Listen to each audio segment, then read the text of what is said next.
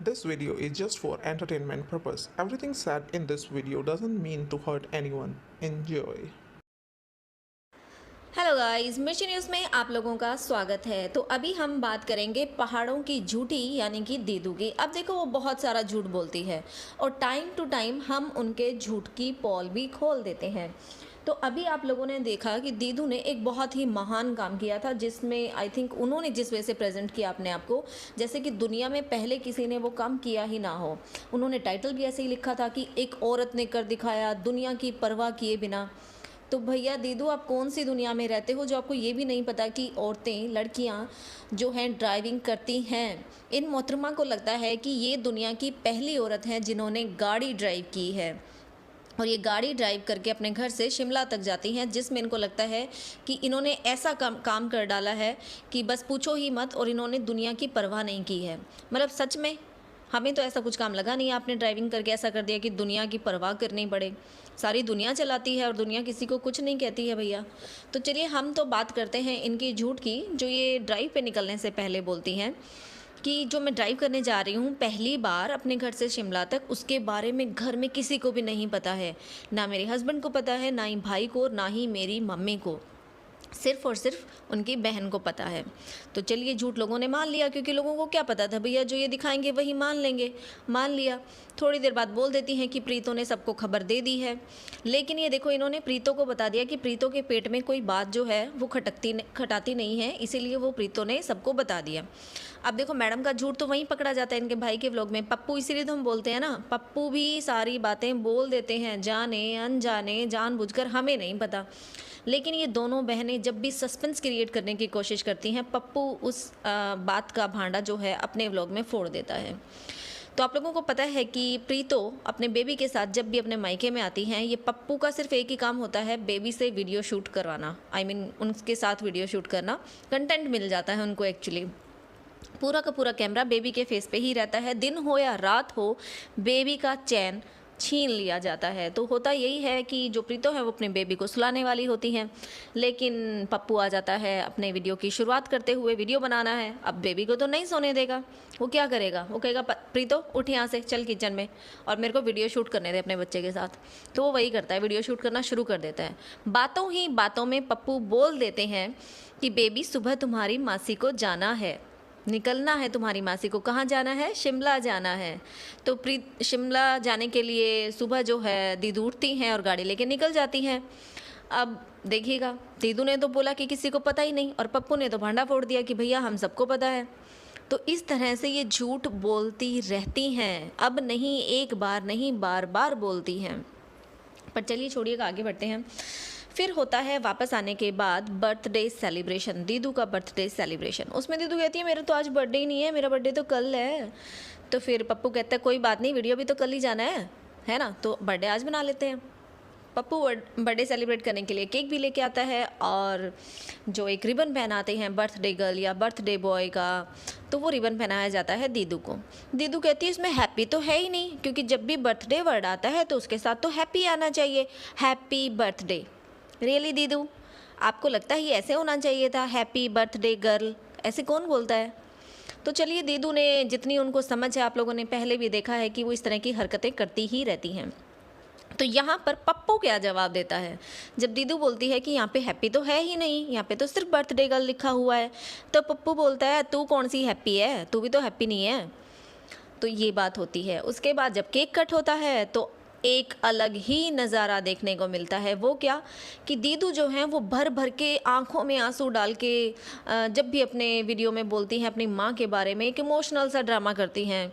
मेरी माँ ने अपनी जीवन में ये देखा है, वो देखा है, हमें अकेले पाला है, मैं बहुत रिस्पेक्ट करती हूँ, प्यार करती हूँ, मेरी माँ से बढ़कर इस दुनिया में मेरे लिए कोई नहीं है, इस तरह की बातें करती हैं।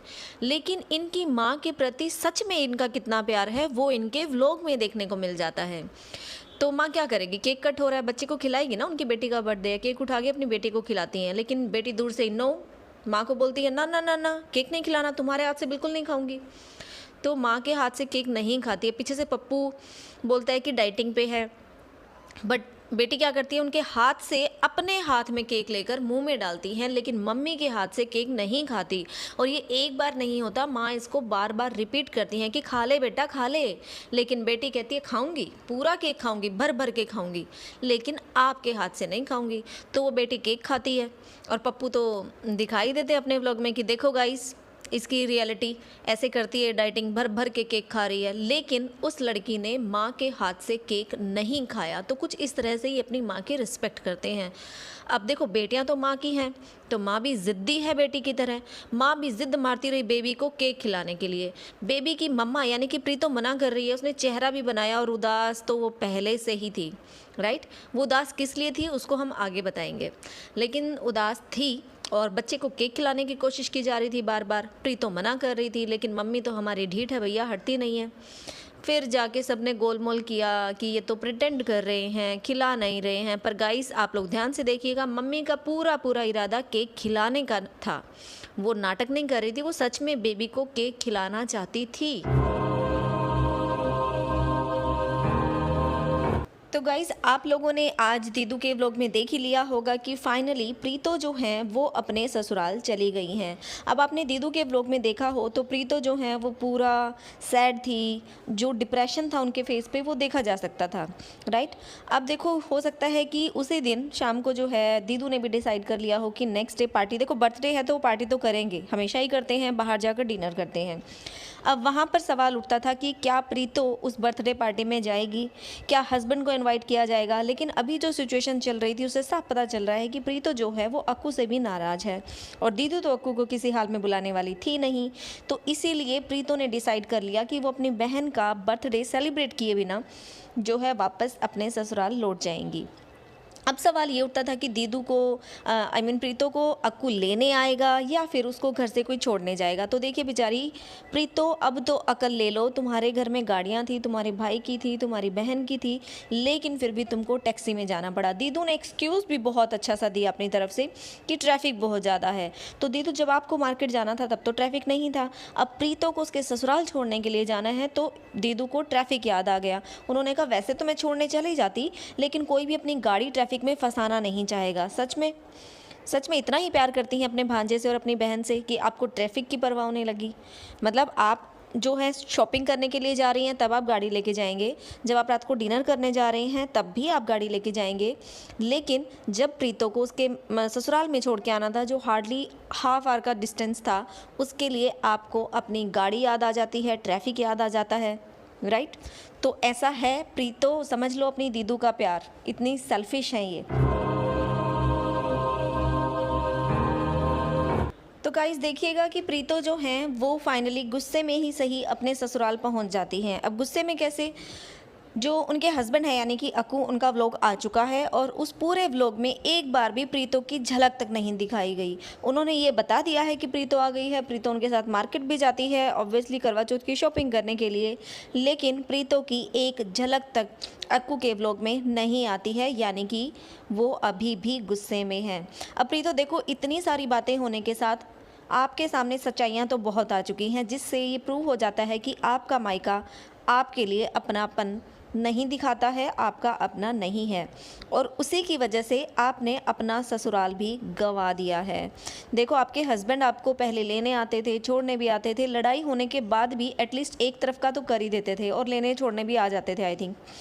लेकिन अब ना वो आपको लेने आते हैं और ना ही आपको छोड़ने आते हैं, आपको टैक्सी का सहारा लेना पड़ता। तो प्रीतो, आपको थोड़ा सा समझना चाहिए कि आपके मायके में जो हैं दो गाड़ियां थी, आपके भाई की, आपकी बहन की, दोनों को गाड़ी ड्राइव करना आता है, लेकिन फिर भी वो आपको छोड़ने के लिए आपके ससुराल में नहीं आए।